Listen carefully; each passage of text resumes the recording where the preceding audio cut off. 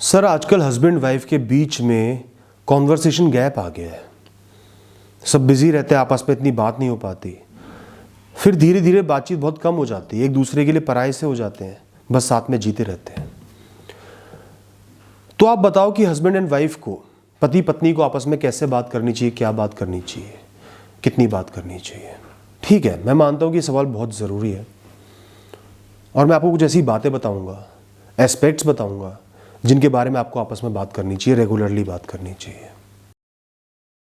सबसे पहली, सबसे कॉमन, सबसे ज़रूरी बात है, हर दिन बीतने के बाद शाम को या रात को हमेशा एक दूसरे से एक दूसरे के दिन के बारे में पूछना कि आपका दिन कैसा गया, क्या क्या नया हुआ, अलग हुआ, क्या मेजर हुआ, अच्छा हुआ या बुरा हुआ। एक दूसरे का दिन ज़रूर जानो। चाहे दूसरे इंसान को बहुत ज़्यादा काम भी नहीं था तो भी पूछो, कुछ ना कुछ तो हुआ ही होगा।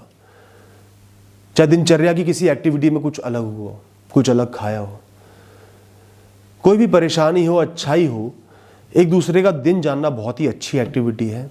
आप उनके साथ और जुड़ पाते हो, क्योंकि 24 घंटे तो कोई एक दूसरे के साथ नहीं रहता, लेकिन एक दूसरे के मेजर इवेंट्स के बारे में जानकर आप उनके साथ उतना ही हो जाते हो जितना फिजिकली प्रेजेंट रहने पर होते हो।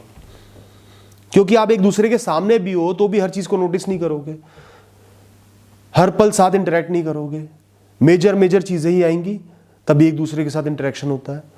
ऐसे ही जो उनके दिन में बीता उसको जानना बहुत अच्छा रहता है। इसके अलावा हर इंसान को अपनी आप बीती, दिन में जो बीता शेयर करने का बहुत शौक होता है, अच्छा लगता है। इससे रोज़ एक हेल्दी कॉन्वर्सेशन बिल्ड होगी, एक दूसरे को जान पाओगे, समझ पाओगे, क्लोज आ पाओगे, नज़दीक आ पाओगे।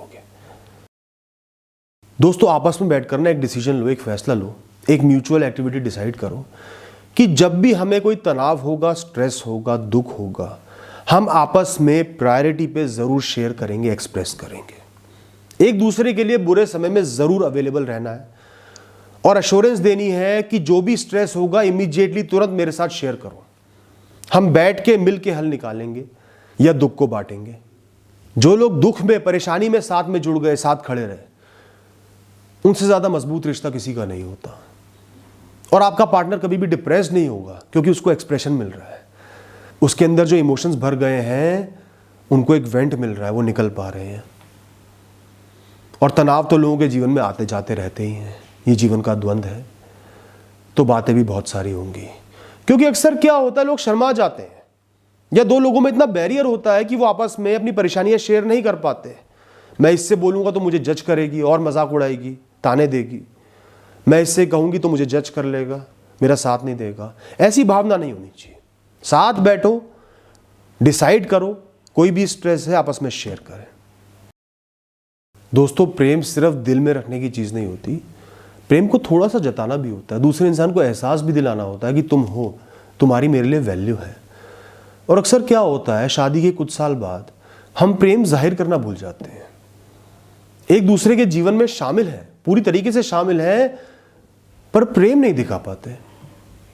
प्रेम के मायनों को खत्म कर देते हैं, प्रेम के ऊपर एक चादर ढक देते हैं, गंदगी ढक देते हैं, जिसमें प्रेम नीचे दब जाता है। पति पत्नी एक दूसरे से तभी बात करते हैं जब बात करने की जरूरत होती है।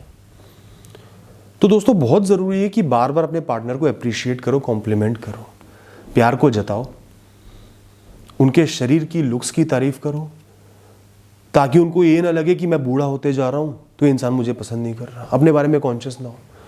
उनको बोलो कि आप मेरे लिए सुंदर हो, आप सुंदर दिखते हो, आप अच्छे लगते हो। उनको एहसास दिलाओ, बोलो मैं तुम्हारे साथ हमेशा खड़ा हूं या खड़ी हूं, चाहे अच्छे दिन हो, बुरे दिन। उन्होंने कोई अच्छा कार्य किया, उसको अप्रिशिएट करो। बहुत कोशिश की किसी चीज के लिए, अप्रिशिएट करो।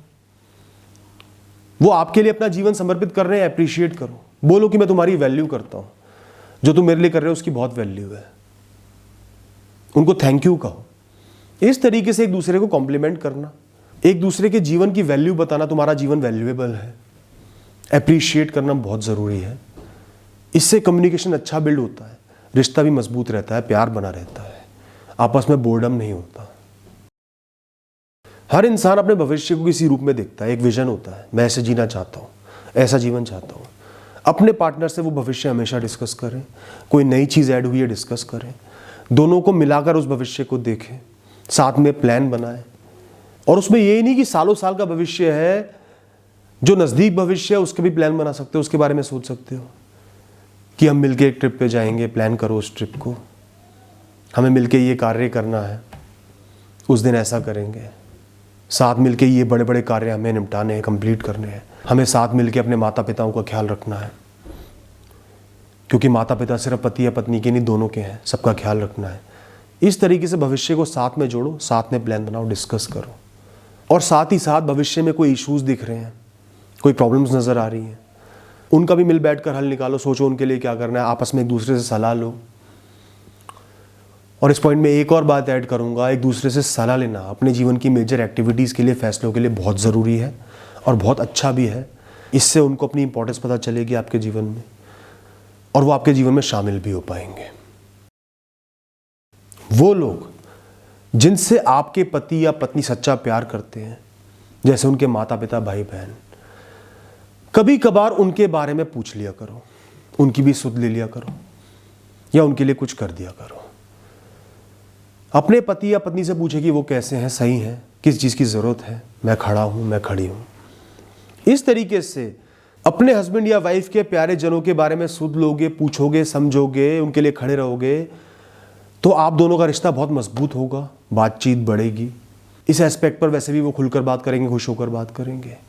चाहे आपकी बहुत ज़्यादा उन लोगों से बनती भी ना हो, तो भी अपने पार्टनर की खातिर, उनकी खुशियों की खातिर उनका हालचाल जानना, उनकी सुध लेना, उनके लिए कुछ करना बहुत अच्छा रहता है। खासकर इस बारे में बार बार डिस्कस करना। दोस्तों, किसी भी पति या पत्नी को अपने फाइनेंसेस को, खर्चों को, कमाई को साथ मिलाकर, साथ में बैठकर मैनेज करना चाहिए। इस बारे में बहुत सारी बातें हो जाती हैं, क्या खर्चे हैं, क्या कमाई है, क्या सेव करना है, भविष्य को कैसे मैनेज करना है, कहाँ कमी आ रही है उसको कैसे मैनेज करना है, बच्चों की पढ़ाई का कैसे करना है। साथ मिलकर फाइनेंशियल प्लानिंग करो, फाइनेंसेस बनाओ। ये नहीं कि एक इंसान कर रहा है, दूसरे इंसान का कोई मतलब नहीं है, दोनों का मतलब है, दोनों का जीवन है, दोनों का जीवन पैसे से चल रहा है, फाइनेंसेस से चल रहा है।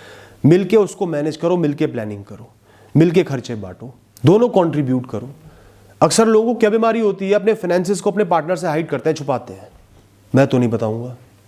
ऐसा नहीं है, ये चीज़ें मिलके साथ चलनी चाहिए। कॉन्वर्सेशंस बढ़ेंगी, बातचीत बढ़ेगी, रिश्ता मजबूत होगा।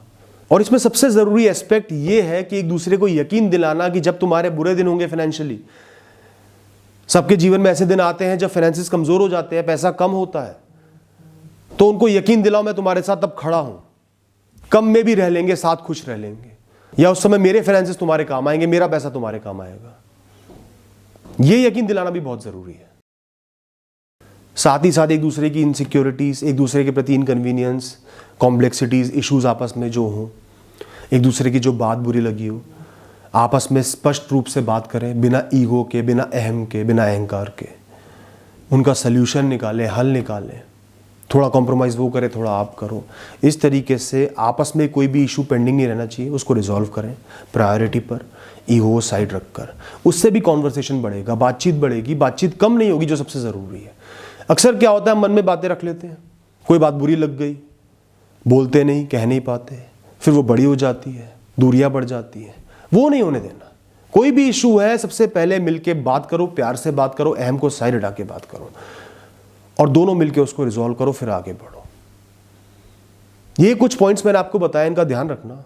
इतना काफ़ी है एक रिश्ते को बहुत मजबूत बनाने के लिए, अच्छी गहरी बातचीत करने के लिए, एक दूसरे के साथ सदैव जुड़े रहने के लिए।